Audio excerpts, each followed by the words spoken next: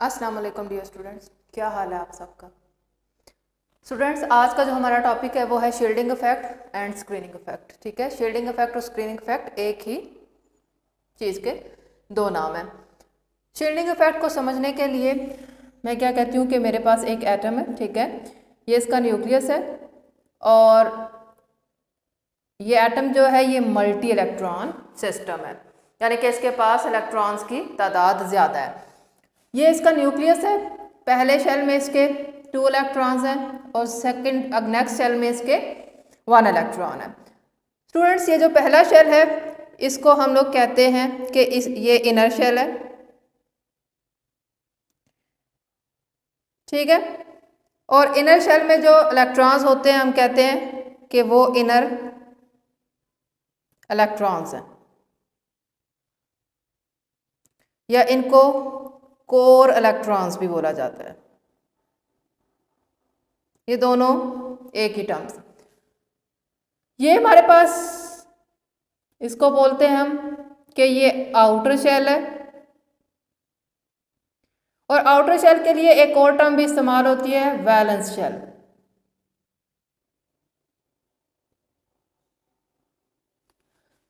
ठीक है, तो वैलेंस शेल में जो इलेक्ट्रॉन होंगे उसको हम बोलते हैं वैलेंस इलेक्ट्रॉन।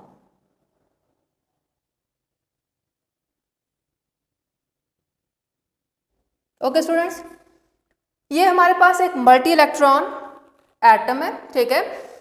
अब इसमें स्टूडेंट्स हमारे पास क्या है कि न्यूक्लियस और इलेक्ट्रॉन्स के दरमियान फोर्सेस पाई जा रही हैं। इसके अलावा इलेक्ट्रॉन और इलेक्ट्रॉन के दरमियान भी क्या है, फोर्स है, ठीक है। न्यूक्लियस पे पॉजिटिव चार्ज होता है और इलेक्ट्रॉन्स पे नेगेटिव चार्ज है। तो हमारे पास न्यूक्लियस इलेक्ट्रॉन्स को क्या कर रहा है, अट्रैक्ट कर रहा है, यानी कि इसमें फोर्स ऑफ अट्रैक्शन है।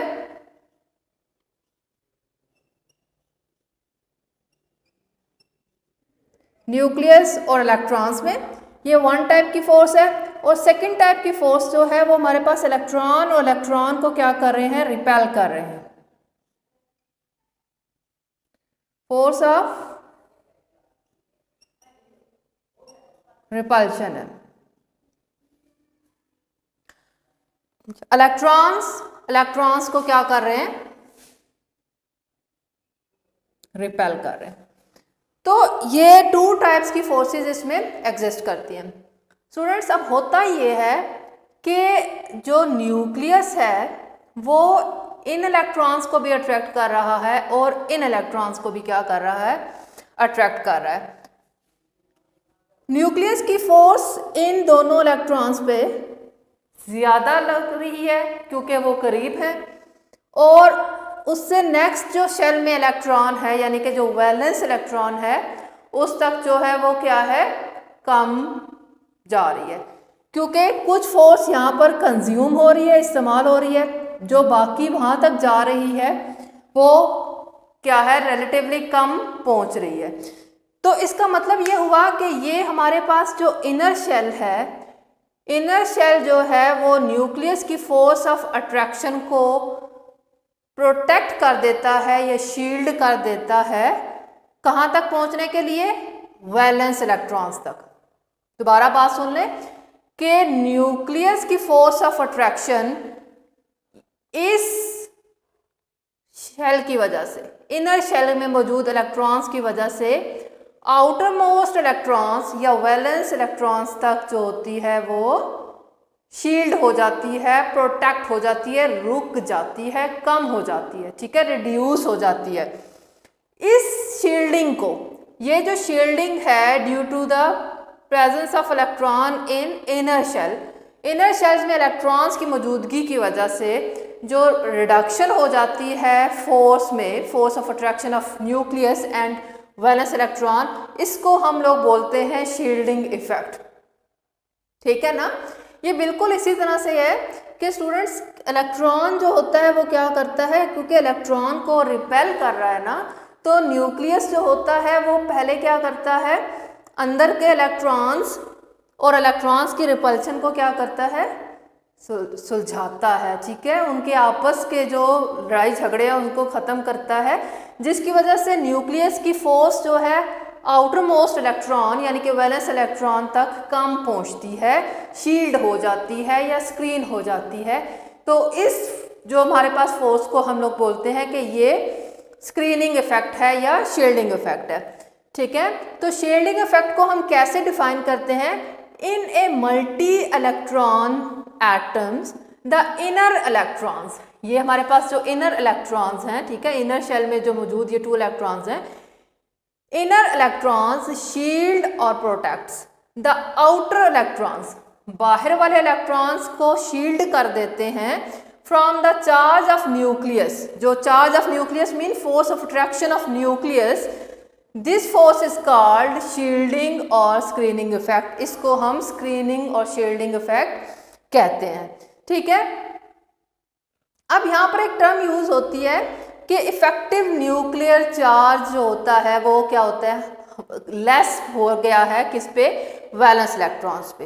क्या टर्म यूज होती है? हम कहते हैं इफेक्टिव न्यूक्लियर चार्ज रिड्यूस हो गया है due to the presence of inner electrons. तो इफेक्टिव न्यूक्लियर चार्ज क्या होता है? इफेक्टिव न्यूक्लियर चार्ज ये होता है कि न्यूक्लियस का जो फोर्स ऑफ अट्रैक्शन है वो आउटर मोस्ट इलेक्ट्रॉन तक जितनी पहुंच रही है, जितनी भी पहुंच रही है वो कम पहुंच रही है। ठीक है, क्यों वो कम क्यों पहुंच रही है? क्योंकि वो पहले इनर इलेक्ट्रॉन्स को अट्रैक्ट कर रहा है, उसमें अपनी फोर्स कंज्यूम कर रहा है, इस्तेमाल कर रहा है, फिर जो बाकी रह गई है वो बाहर की तरफ क्या हो रही है? जा रही है। तो फोर्स ऑफ अट्रैक्शन जो वैलेंस इलेक्ट्रॉन्स तक पहुंच रही है उसको हम बोलते हैं कि वो इफेक्टिव न्यूक्लियर चार्ज है। ठीक है, इफेक्टिव न्यूक्लियर चार्ज न्यूक्लियस की force of attraction towards valence electron को कहते हैं। इफेक्टिव न्यूक्लियर चार्ज को हम Z इफेक्टिव से भी रिप्रेजेंट करते हैं। तो इफेक्टिव न्यूक्लियर चार्ज क्या है? नेट चार्ज, जो टोटल चार्ज एक्ट कर रहा है, acting on the outer electrons mean valence electrons after considering screening और शील्डिंग। ठीक है, स्क्रीनिंग और शील्डिंग के बावजूद जो फोर्स ऑफ अट्रैक्शन न्यूक्लियस का आउटर मोस्ट इलेक्ट्रॉन तक पहुंच रहा है उसको हम बोलते हैं कि वो इफेक्टिव न्यूक्लियर चार्ज है। ठीक है, क्या है effective nuclear charge? Net charge acting on the outer electrons after considering screening and shielding. Screening और शील्डिंग में जितनी पावर ज़ाया हो गई है उसको निकाल देना है। ठीक है, by the inner electron. Screening और शील्डिंग कौन करता है? इनर इलेक्ट्रॉन्स करते हैं। ठीक है, जो इनर शेल में इलेक्ट्रॉन्स पाए जाते हैं, तो उसको हम बोलते हैं कि वो इफेक्टिव न्यूक्लियर चार्ज है। इफेक्टिव न्यूक्लियर चार्ज जो होता है वो लेस होता है वैलेंस इलेक्ट्रॉन्स के लिए। ठीक है, क्योंकि वो वैलेंस इलेक्ट्रॉन्स में जो न्यूक्लियस की पावर फोर्स ऑफ अट्रैक्शन पहुंचती है वो लेस होती है, तो उसको हम इफेक्टिव न्यूक्लियर चार्ज बोलते हैं। ठीक है स्टूडेंट्स, नेक्स्ट हमारे पास जो लेक्चर है उसमें हम इंशाल्लाह ताला शील्डिंग इफेक्ट या स्क्रीनिंग इफेक्ट के क्या पढ़ेंगे? ट्रेंड्स पढ़ेंगे। ठीक है, पीरियोडिसिटी को डिस्कस करेंगे कि वो पीरियड और ग्रुप में किस तरह से वैरी करते हैं। अपना ख्याल रखिएगा। अल्लाह हाफिज़।